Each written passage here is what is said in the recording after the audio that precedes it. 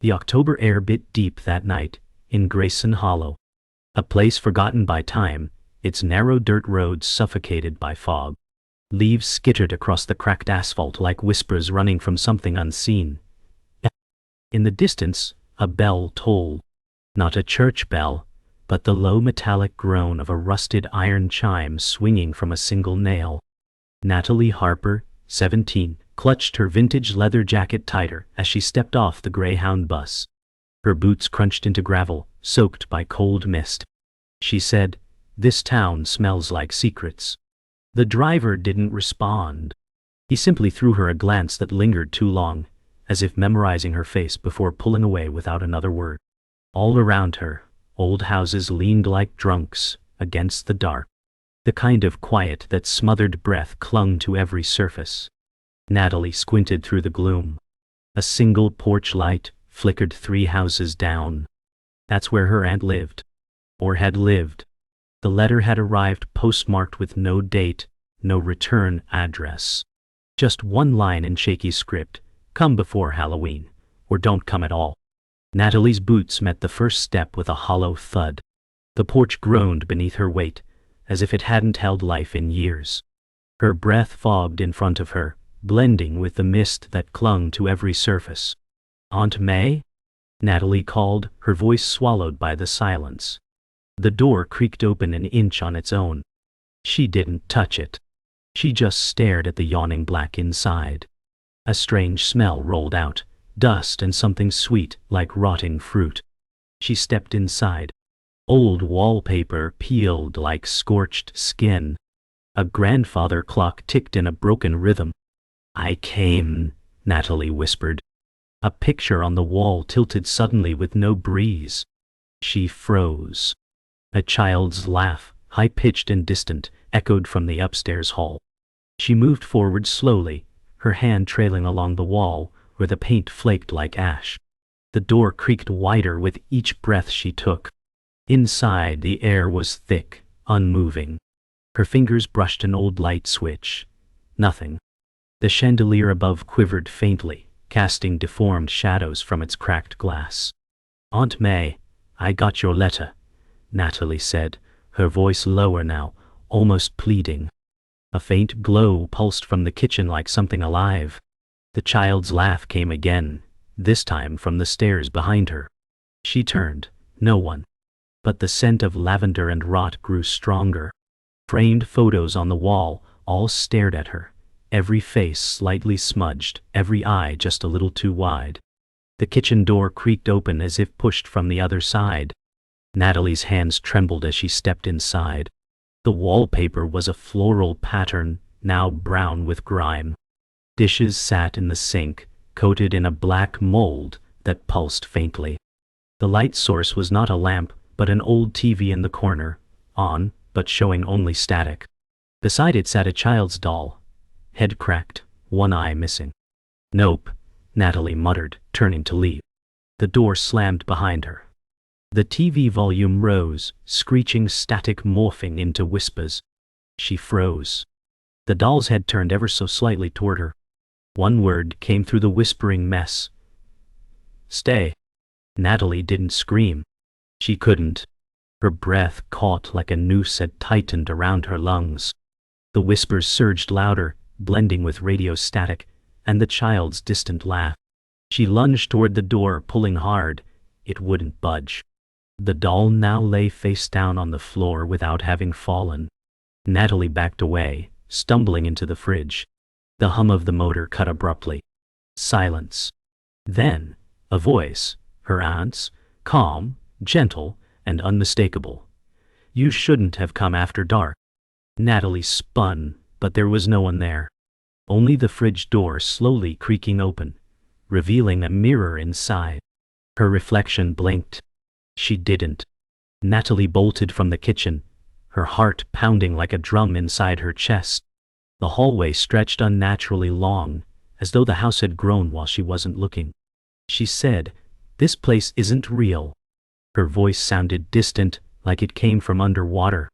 With each step, the wallpaper changed patterns, first floral, then thorns, then a repeated image of her own face, eyes hollow. A sudden thump above made her pause. Slowly, she looked up. At the top of the staircase, a child stood barefoot, maybe 6 years old, wearing a tattered lamb costume. The mask covered its face entirely. The child pointed behind Natalie. She turned, and saw nothing. When she looked back up, the child was gone. The sound of small feet running above her began, followed by a slow dragging noise. Natalie gritted her teeth and said, "I need to find Aunt May, now." She climbed the stairs slowly, each creaking step echoing louder than the last. Halfway up, the air turned colder. A sour smell drifted from the second floor. At the top, she found 3 doors. One slammed shut just as she reached for the knob.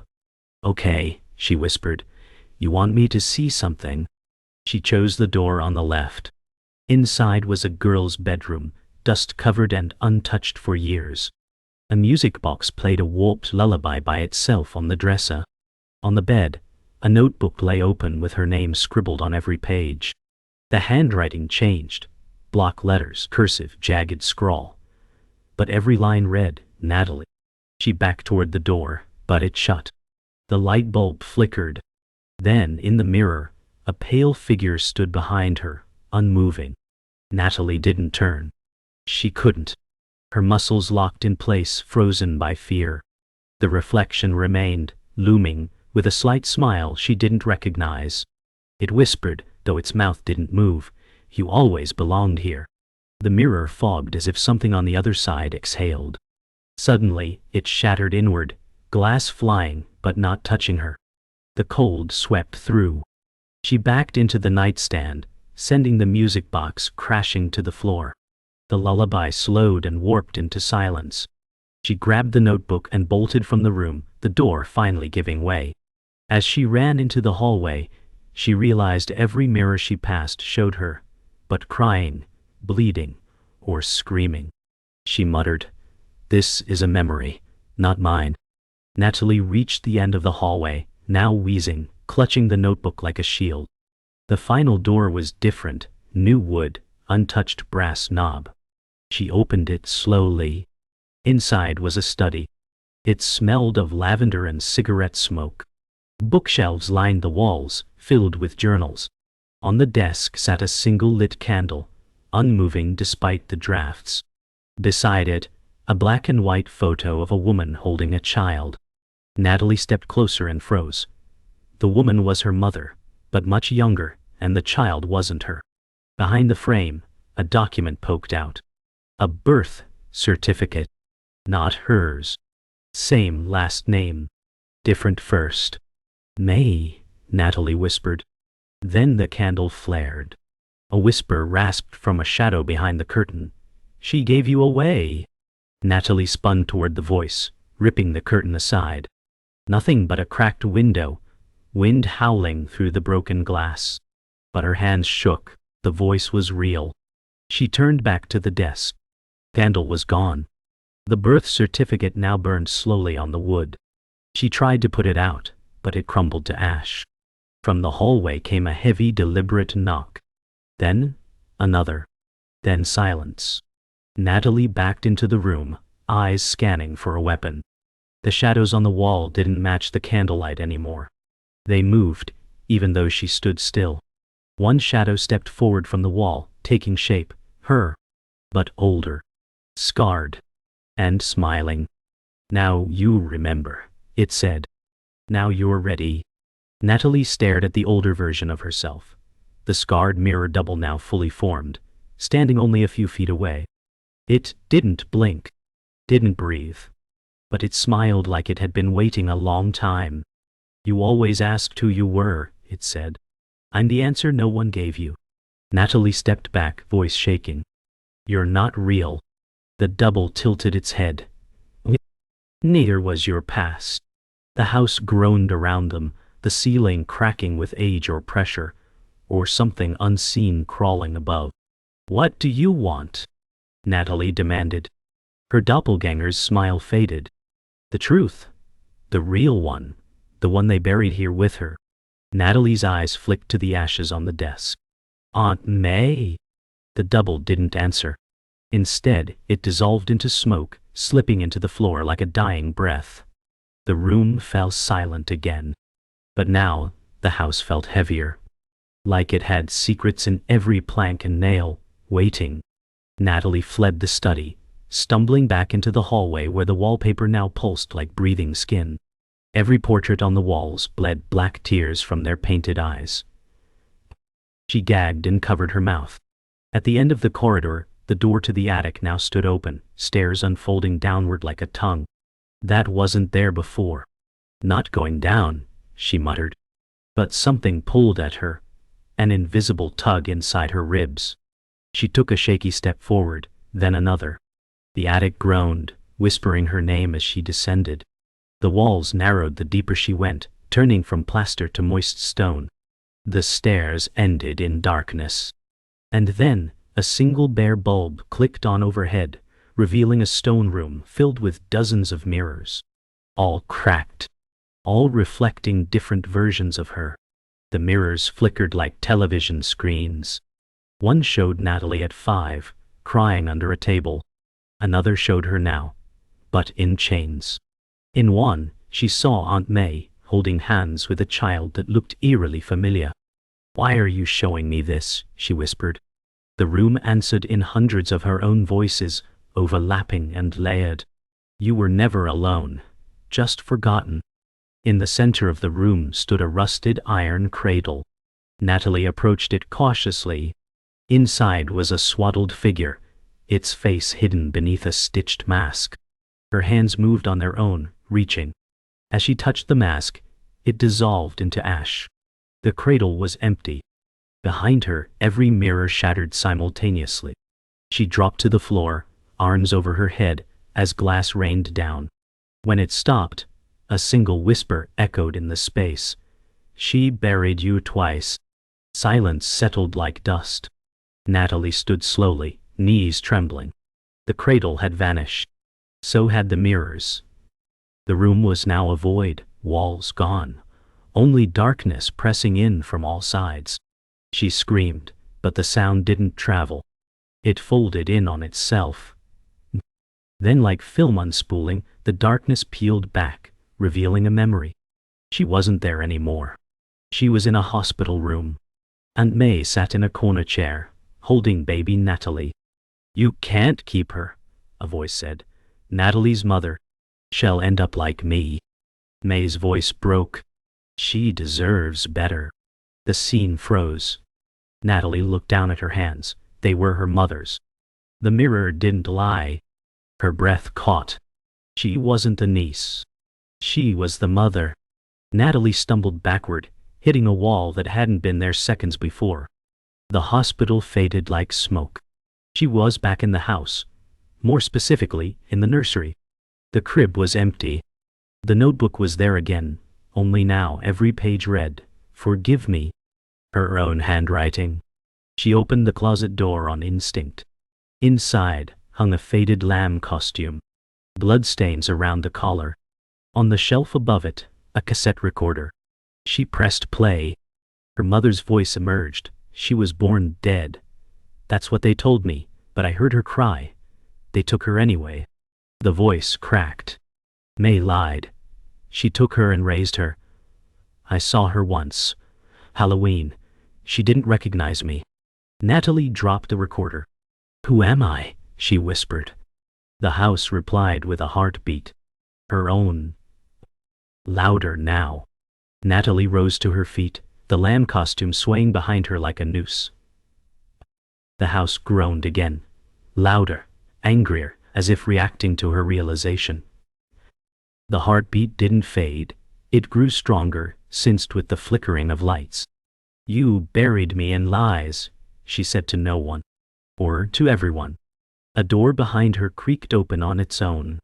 Beyond it, a stairwell spiraled down into earth, lined with flickering oil lanterns. "Basements under basements," she muttered. The deeper she went, the more the air thickened, like molasses in memory. The stairs ended in a cavern. Carved symbols lined the walls.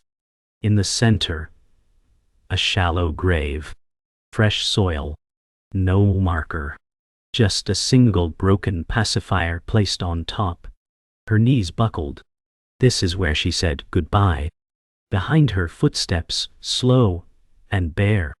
Natalie turned, expecting another ghost, another reflection. But it was May. Older, gaunt, and far too real. "I didn't want you to find this," May said, her voice shaking. "But you kept asking, even before you knew." Natalie whispered, "What happened to me?" May looked at the grave. "You weren't supposed to survive the birth, but you did, and your mother, she couldn't take it." Natalie felt the tears before they came. "So you took me?" May nodded. "I didn't bury you. I buried the lie." She stepped forward, but Natalie stepped back. "You could have told me. I spent my life wondering why I never fit." May's face crumpled. "Because you were never meant to." The words hung between them like ice. Then the lanterns began to flicker violently. The lanterns died one by one, swallowed by shadows that moved on their own. May froze. "It's awake," Natalie asked. "What is?" A low, guttural sound rose from beneath the grave, like something stirring from centuries of sleep. May whispered, "The house. It remembers pain." The ground split beneath the grave, revealing a narrow crevice glowing red. Smoke and ash swirled upward. A malformed hand, tiny, clawed, infant-like, reached toward Natalie. She screamed, stumbled back. May rushed forward. "You can't reject it. It's part of you." Natalie shouted, "That's not me." The hand grabbed May's arm. She didn't resist. "Forgive her," she said before being dragged into the crevice. The earth sealed behind her like lips pressed tight. The ground stilled.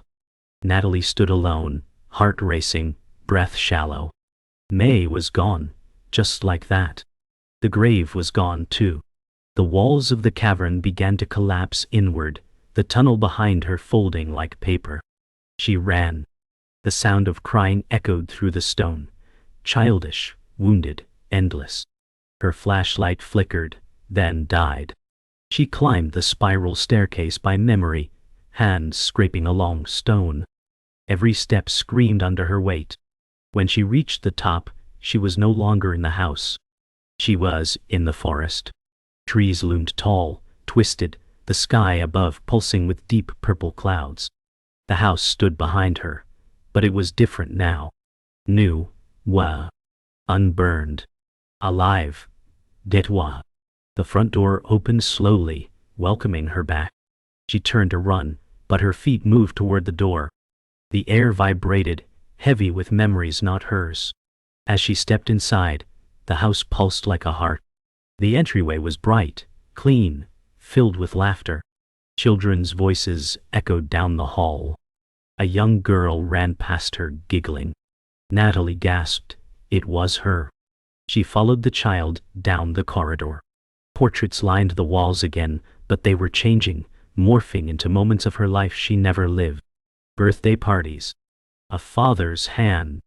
A mother's kiss. This house was offering her a lie. A dream.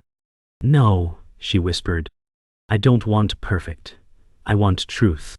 The child Natalie stopped, turned, and smiled sadly. "Then burn it down." A matchbox appeared in Natalie's hand. Natalie stared at the matchbox. It felt warm in her palm, pulsing faintly like a living thing. Around her the house grew brighter, the laughter louder, almost joyful. She walked through the false home, each step heavier than the last. In the living room, a woman sat on the couch, reading a bedtime story.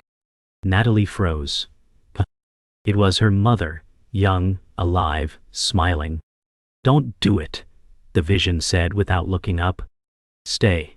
You can be anything here." Natalie clutched the matchbox tighter. "That's not real. None of this is." The mother finally looked at her. Her eyes were pitch black. "But isn't it better?"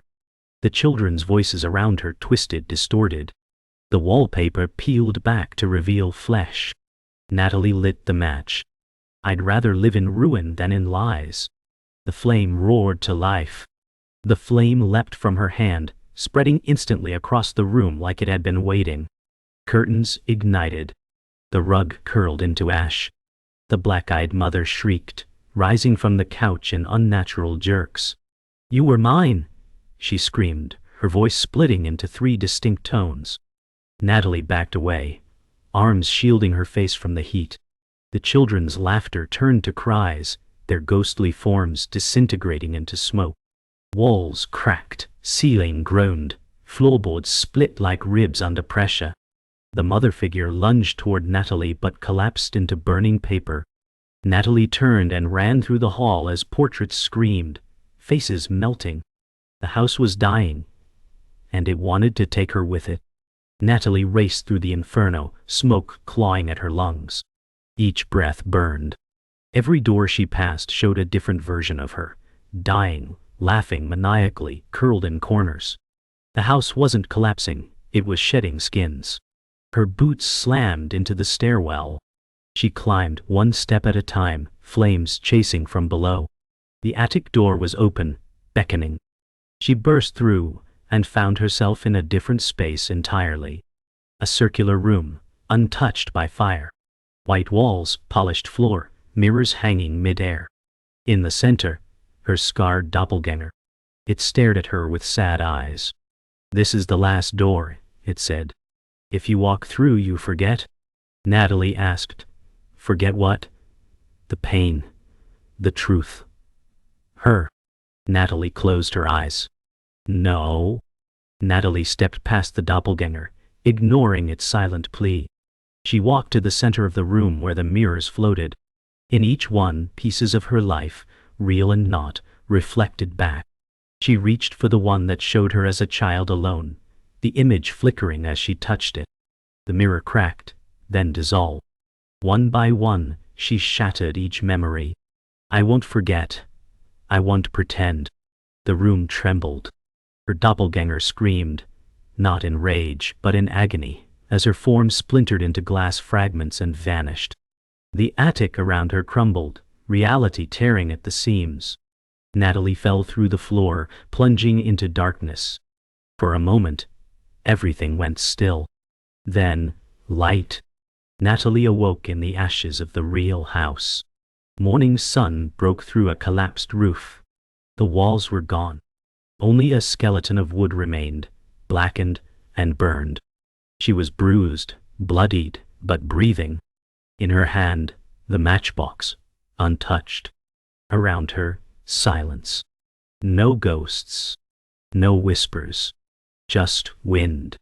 She stood slowly, facing the east where the forest began. Her story had unraveled, but not ended. She now knew the lie, the truth, the price. Natalie whispered, "You buried me," but I climbed out. As she walked toward the tree line, smoke curling behind her, a single photograph fluttered from the debris. A baby in a lamb costume smiling. Natalie didn't look back. Natalie wandered deeper into the forest, her clothes torn, soot streaking her skin. The quiet unnerved her, too perfect, too deliberate. The trees felt older here, bark covered in symbols she recognized from the basement walls. She stopped at a clearing where a circle of stones surrounded a burnt tree. In its hollow base sat a rusted tin box. She opened it.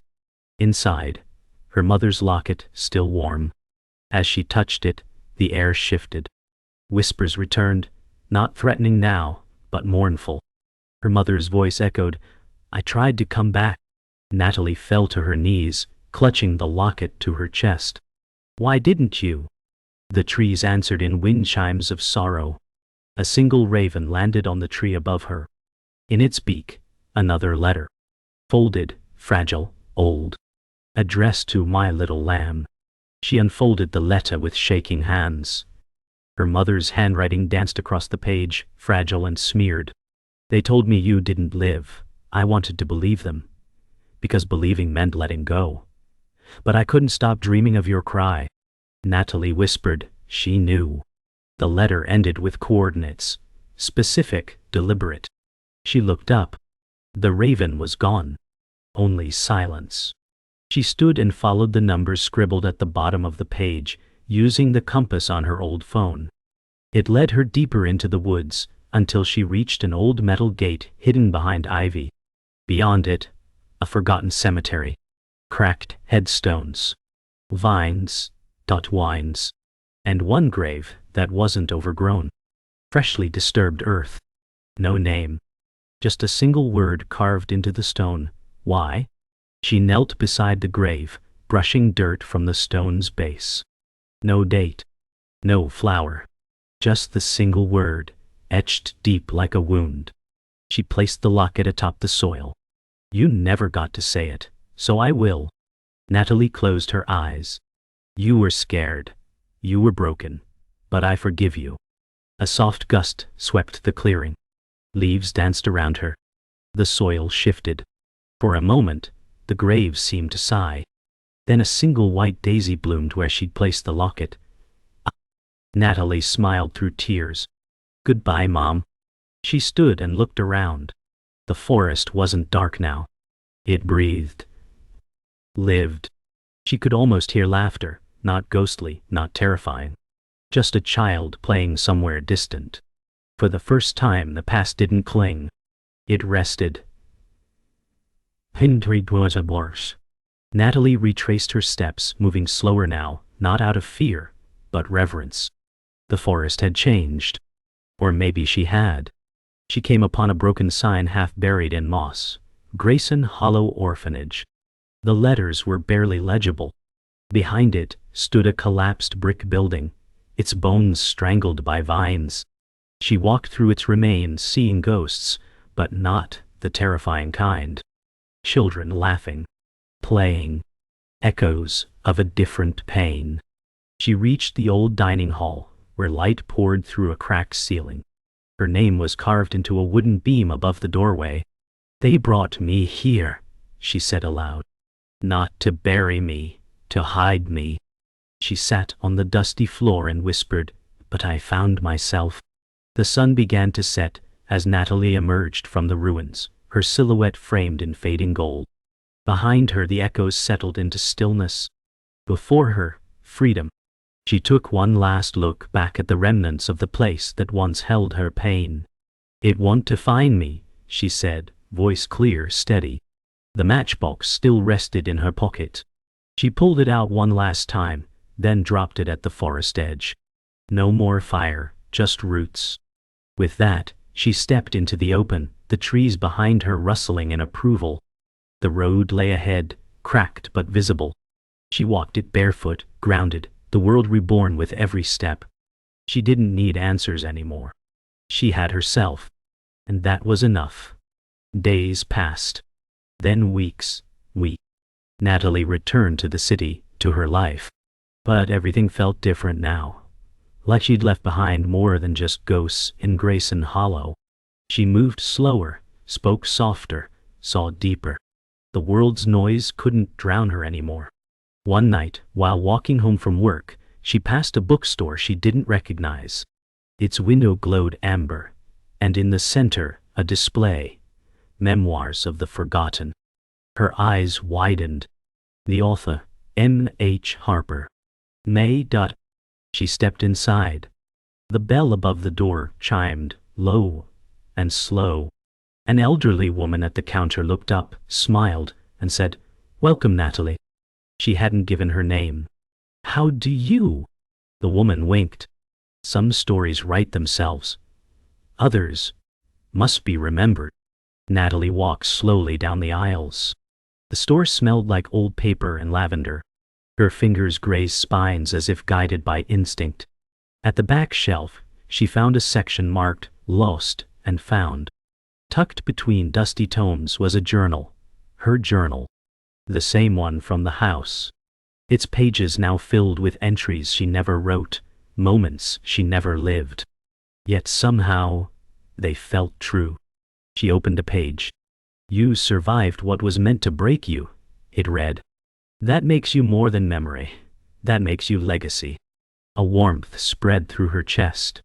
She looked around, but the woman at the counter was gone. The store silent. Still, She stepped outside again. The street was empty, as if it had never existed. Only the book in her hand remained. That night, Natalie sat in her apartment with the journal on her lap. She flipped through every page, each entry recounting her journey, every horror, every revelation, every choice. None of it had faded. She whispered, "It wasn't just about me." The final page was blank, save for a single line at the top. "What happens next is up to you." She picked up a pen, hesitated, then began to write. Outside, the wind stirred, whispering familiar names. But this time, she wasn't afraid. She was listening. The pen moved smoothly, like the story had always been inside her waiting. As she wrote, tears fell, not from pain, but peace. Grayson Hollow hadn't haunted her. It had healed her, by showing her the truth. Weeks turned to months.